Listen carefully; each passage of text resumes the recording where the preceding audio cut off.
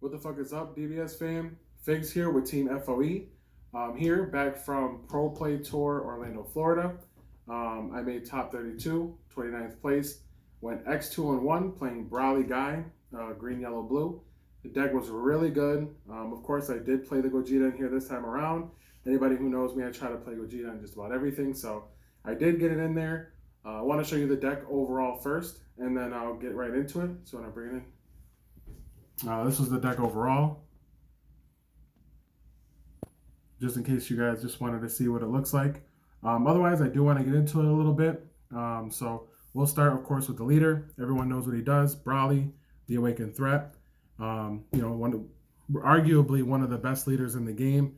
Of course, he's getting super nerfed, but I wanted to give him one last shot here at the Pro Play Tour, and it did phenomenal. Honestly, the deck did really phenomenal. I had a couple of issues with some early game matchups, but otherwise the deck was really good. So going on to the first card here, Vegito, the SCR, really good card, 40k triple strike. Always comes down on turn 6, of course, because of the fact that I am playing green.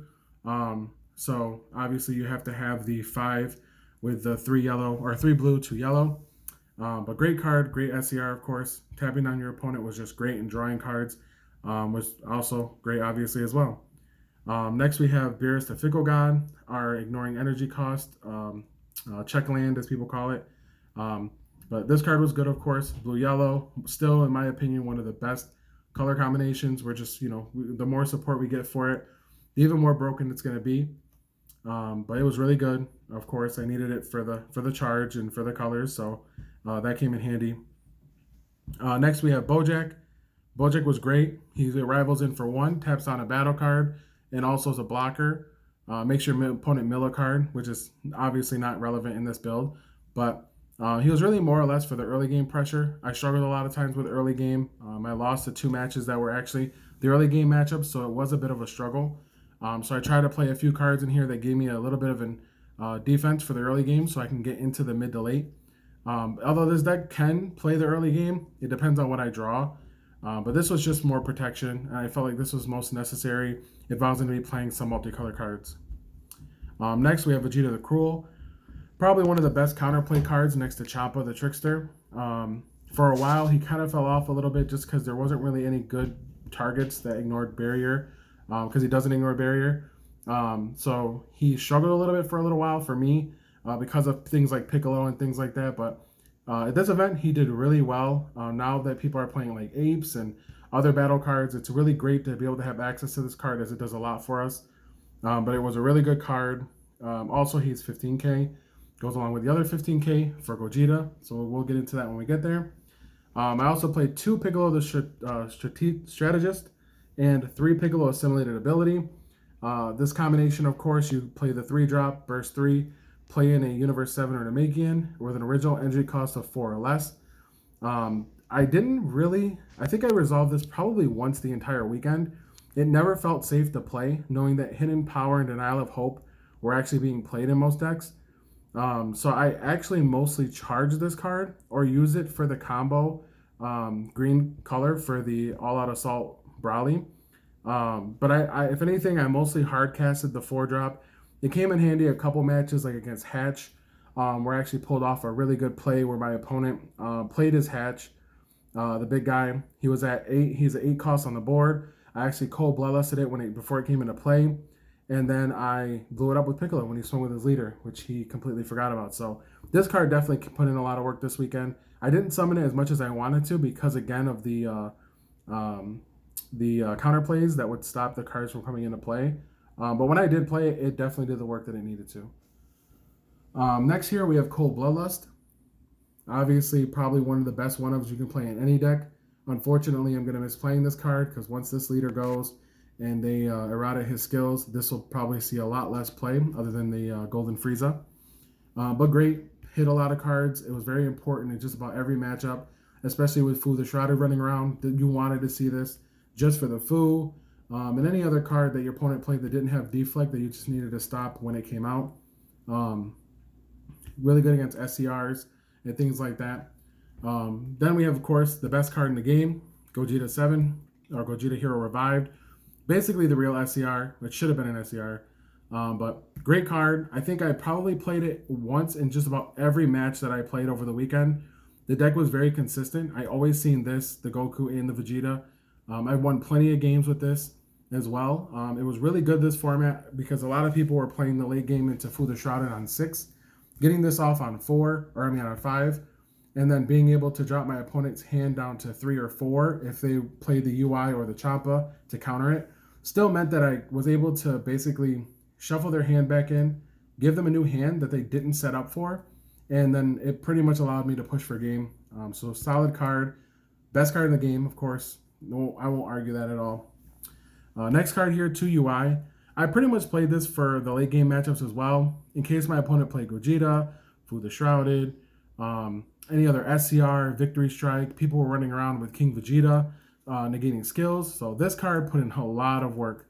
It actually won me one of the games that I played against the Victory Strike with the Piccolo Surge. So it put in a lot of work. 2 was perfect. I probably wouldn't have played more. I seen it when I needed it. Otherwise, it's just a great card. Next, playing the Uneasy Alliance on Goku. Another great card, 15k Goku for the Gogeta combo. It has 2 skills, counter attack, negate the attack, it comes into play. Once it comes into play, you can bounce a 3 or lower battle card other than himself and return it back to the owner's hand. This works for opponent or yourself. So it's worked offensively and defensively, as in I was able to return things like Goku Black, or it allowed me to return Champa the Trickster. Anything that was pretty much 3 or lower on my board, it pretty much allowed me to add back the hand and replay if I needed it to. Or offensively, it was a 15k beater, and it allowed me to swing in if I needed it. Otherwise, it was more importantly the target for Gogeta. One thing that I will say is that I do wish I played one more of each Goku and Vegeta, because they found value in being played in almost every matchup. So it was hard holding on to it and knowing I only had one and not knowing when I would see the next. So I probably would have played 4 of each. But otherwise, I've seen them at all times or most times that I needed it in order to play the Gogeta. Sensu Bean. Another card, of course, as I always say, I don't like this card. It's a super neg, but it's such an amazing card. Untapping energy is always great offensively and defensively. Getting a 5k boost for the turn. Again, I will always hate and like this card, but it was necessary. So, of course, it's always going to be a 4 of. 2 Champa the Trickster, meant for all counter plays that you generally just couldn't deal with. Anything that needed to be tapped down, anything that had barrier that was just a threat, you played it, you stopped it, and you drew a card. Great card as well. I played the Jaco super combos. No specific reason, just it's Jaco. I have them foil, so they were nice. So, Jaco's Jaco. Then we have over here 2 Fu the Dark Banisher. Great card. This card won me so many matchups this weekend. A lot of people didn't expect it. They were waiting for the Myra. And then when I dropped this, it just put in a lot of work. Very good against Surge decks because of the Awaken and then Activate Battle or Main skills. Always made them neg 2 in order for them to play something, especially against the Goku Surge matchup. Otherwise, this is great against Hatch, great against Janemba, great against all those kinds of decks that just need card in hand in order to keep their advantage. This was great against. So I decided to opt to play 2 of these instead of playing the Myra. For Goku Black, the reason why blue-yellow is probably one of the best color combinations, this card just does way too much. Drawing 2 cards, untapping an energy, so much value. It actually did cost me one of my matches because my opponent counterplayed and actually returned it back to my hand with Desperate Measures and left me tapped out to get pretty much demolished. Otherwise, it's just an amazing card. Played at the wrong time, you will get punished. Otherwise, it does exactly what it needs to do, and it's great. Played 1 Supreme Kai. I only went with 1. The room was tight, and I didn't want to add in too many 10Ks. Plus, a lot of my finishers already have Triple Strike. So I just wanted this in case my leader swing needed to be lethal. Then it was great. 2 Brawly All Out Assault. Probably one of the best cards of the weekend. It was a little difficult because I wasn't playing a lot of green. So there was at one point, it cost me a match that I didn't have a green to destroy my opponent's battle card when he tried to all in me. But every time that I did need it and I did draw the green and the yellow, it put in a lot of work. I've literally used this card to tap down my opponent's energy during my turn just to go for game. It does just everything from that to get rid of attackers that you just don't want to deal with. So Definitely necessary, definitely a really good card. 3 Flying Nimbus for the aggro matchups. It does what it's supposed to, takes care of all the attacks, and keeps you defended. Then also we have 4 of the Great Ape Raider, Bardock Raiders Warcry. Another draft box exclusive, very good card. Will always be a good card. I mean, the card's amazing. 2 cost, play, tap, draw 1, 20k double strike. I mean, you can't get any worse than that, or any better than that. And then I played 1 cooler. I actually wish I kind of would have played more than 1 cooler, because there's a lot of situations in which if my opponent had a negate, I would have been pretty worried because I didn't see this very often. But when I did, it was very good, and it put in a lot of work. So overall, this is the deck. Very fun deck over the weekend. I'm glad I was able to give it another run and did really well with it. Brawley, of course, isn't going to see much play after its changes, but this core of a deck can be played outside of Brawley. So if you find interest in it, it's definitely a fun deck. Colors are very weird for charging, so definitely be considerate of that because I'm not playing a lot of multicolor. Otherwise, deck was fun. It's rocking the sleeves from our sponsors, Prismatic. Really good sleeves, so definitely check them out. But otherwise, thank you for checking in, tuning in. This was Anthony with Team F.O.E. You guys enjoy the deck, and hopefully you'll see more content.